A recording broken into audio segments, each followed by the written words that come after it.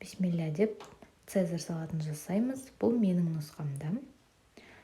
Кез келген тауық етін алып, осындай кішкентай бөліктерге бөлеміз өз қалауымыз бойынша. Одан кейін оны аздап май құйып, табада қуырамыз. Үстіне паприка және де аздап қуырылып болған соң соевый соус қосып жеңіздер, сонда дәмді болады.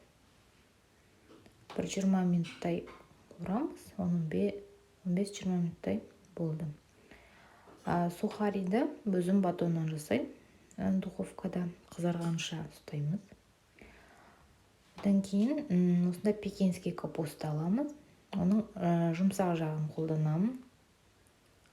Тоже осындай 4 бұрыштап тураймын.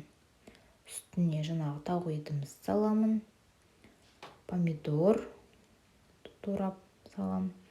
Одан кейін сырымды саламын. Және де чеснок. Ең соңынан майонез. Аздап тұз сеуіп жүрсеңіздер де болады.